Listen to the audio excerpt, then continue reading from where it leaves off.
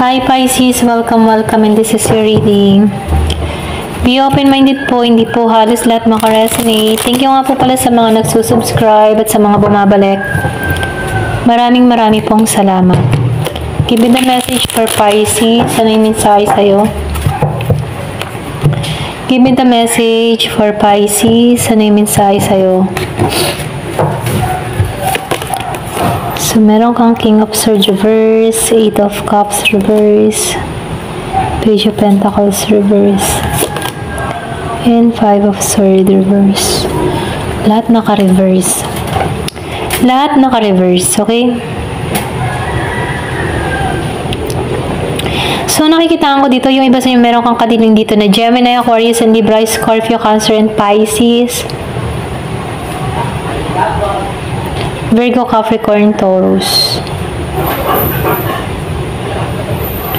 So, nakikita ko dito, meron dito naduduwag sa'yo.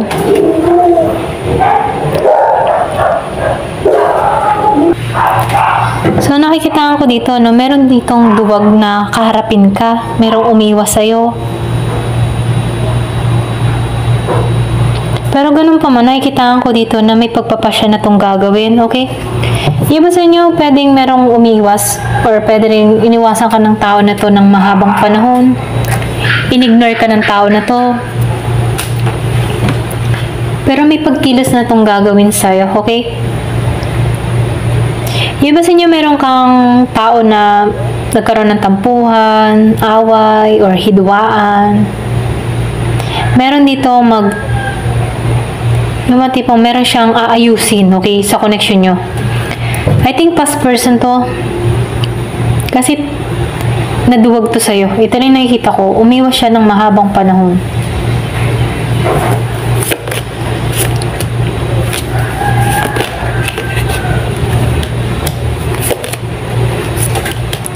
Hindi to naging mapalad, ano. Ito rin nakikita ko. Yung pag-iwas niya sa'yo, okay, pwedeng inabandon na ka, ginasting ka ng tao na to. Kasi yung energy niya dito, hindi pa siya handa, okay? Pero ganun pa man, nakikita ko dito na hindi siya naging mapalad sa kanyang kinahinatnan, sa kanyang ginawa, or pwede rin may atraso to sa'yo. Hindi siya naging mapalad dito, okay? Kasi nakikita ko dito, hindi siya nagpakatotoo sa kanyang sarili kung bakit ganito yung sinasapit niya, no? Yan ba sa inyo naduwag sa'yo or pwede rin may takot sa'yo, okay? Kasi nakagawa to ng betrayal sa'yo or na-disappoint ka sa tao na to, okay? Pero ganun pa man, nakikitaan ka ng tao nito na mapalad, okay? Pwedeng meron tong nababalitaan sa'yo, nagiging kang mapalad ngayon, maganda yung takbo ng pamumuhay mo. So, nakikitaan ko dito yung iba sa inyo, ex-husband, ex-wife, okay? Meron kayong anak nito, ito lang nakita ko, kaya lang hindi siya sumuporta or hindi ka nito tinulungan sa obligasyon niya, okay? Para sa'yo. Pero ganun pa man, nakikita ko dito, nababalitaan ng tao nito na okay yung pamumuhay mo, samantalang siya dito, naging miserable or hindi naging matagumpay, okay? So nakikita ko dito, nagbabalak to na tumungo sa'yo, kaya lang nananahimik, nag-iisip to, okay, may pag-aalinlangan. Kumbaga, nagdadalawang isip siya kung tutungo o hindi, okay? Andun pa siya sa stage na hinahanapan niya yung balance, okay? Meron pa siyang pag-aalinlangan sa kanyang sarili. Kasi may takot tong tao na to, okay? So, may pinanganak nung 4, 8, meron din ako nakikitang 5, 18, 17, okay? At G's, ayan. So, nakikita ka ng tao nito na matagumpay, maayos yung buhay mo, maganda yung takbo ng iyong kabuhayan. So, nakikita ka niya ng maayos, okay? Mapalad ka, swerte ka, samantalang siya nagdudusa. Ganun. Kasi meron itong mga ginawang pagkakamali sa'yo. Siya yung tipo ng tao na wishy-washy, hindi nagpakatotoo, lumayo, kumbaga nagtaksil, nagpaka-feeling binata, nagpaka-feeling dalaga, ganun, okay? Kahit meron ng responsibilidad, nagpaka-feeling na ganun. Ayan, merong year of the dog. So, nagkaroon ko ng transformation, umaasa tong tao na to. So, nakikitaan ko dito, no? Yung iba sa inyo, minahal mo yung sarili mo. Diba? Nag-reflect sa kanya, yung sinabi ko kanina. Siya ngayon, naging miserable, samantalang ikaw, hindi, okay? Kumbaga, para siyang naapektuhan din ng kanyang ginagawa. Sa kanya din tumama, okay? So, ikaw nagiging maayos, nagiging kang mapalad, samantalang siya, nag-reflect lahat sa kanya. Nagiging siyang miserable, okay? Kaya umasa to na magkaroon ng transformation. Kaya nang ikaw nakatuwang ka sa self-love okay? Mahal mo lang yung sarili mo. Ganun yung energy mo. I love myself. Okay? Ayan, ito na yung nakikita ko. Boundaries. You put boundaries, kumbaga, pinoprotektahan mo yung sarili mo. Ayan.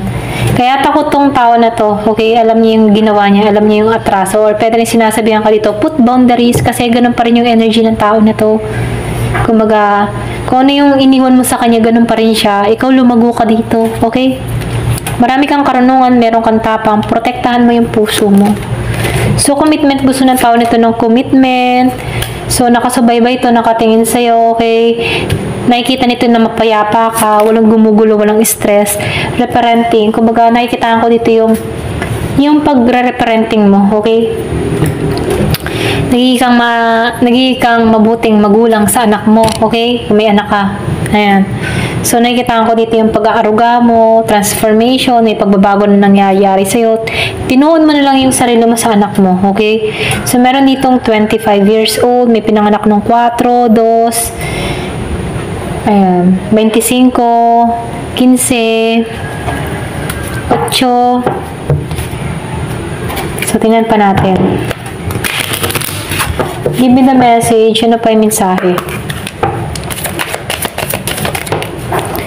Seduction. So, nagbabalak tong akitin ka, i-flirt ka, kaya lang meron tong mga tukso, okay? So, nakikita ko dito, maliban sa'yo, meron pa tong kausap na iba, okay? So, nakikita ko din dito, nalampasan mo yung mga, yung mga obstacles sa buhay mo, mga pinagdaanan mo, marami kang natutunan sa nakaraan. Pero meron ditong parating sa'yong bago, engagement, partnership. Pwede yung iba sa inyo, meron ba parating na bago, okay? So, coffee cup. So, meeting someone new, okay, friendship, mag-start sa friendship.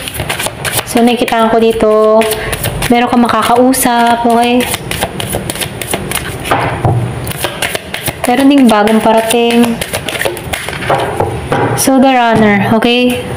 So, nakikita ko dito, meron kang pag-iwas na ginawa, or pwede rin itong tao na ito, tumakbo sa'yo before, okay? Tinakbuhan yung obligasyon niya. Kaya itong si The Runner, babalik muli sa'yo, okay? Magpaparamdam muli sa'yo. Pero ganun pa man, medyo may pag-aalinlangan to, okay? Nagkukuli-kuli kung susugol ba muli siya sa'yo, hindi, okay? So, sino to? Sino tong tao na to? Ayan, start na tayo ulit. Sino to? Tingnan natin yung sign kung sino nga ba tong tao na to. Si The Runner. Give me the message. Yung iba sa inyo, inabandon na ka nito, ginusti. Iniwan ka ng walang paalam. Pwedeng nabuntisan ka ng tao nito. Blue eyes. Merong foreigner. Doon sa iba, may foreigner. So, meron ditong pregnant. Diba yung kasasabi ko lang nabuntisan? Pwedeng nabuntisan ka ng tao nito. Si The Runner. So, meron ditong fun color. May kulay buhok. Short hair. Matured, okay? Meron ding matured man. I think yung iba sa inyo, new person tong matured, okay? Pwedeng blue eyes din yung bago, okay? Long hair, meron ding mahaba ang buhok. Give me the message. So, meron ditong tooth gap. Sa iba. Meron parating na new and past, okay? So, meron ditong piercing. So, meron siyang sing-sing sa ilong. Or hikaw sa ilong. Tawag ba dyan? Hikaw sa ilong. Piercing. So, meron din dito exaggerated features. Pwedeng meron kang meron ditong ayan. Exaggerated. Meron ditong straighten hair. Kumbaga, straight ang buhok. Meron ditong red attire. Mahilig sa pula. Black hair. Itim ang buhok. And Australian dun sa iba, okay? So, piliin nyo na lamang kasi nakikita ko dito, pwedeng new and past yung dumating, okay? Ito lang nakikita ko. Ayan. Thank you for watching. Love and peace.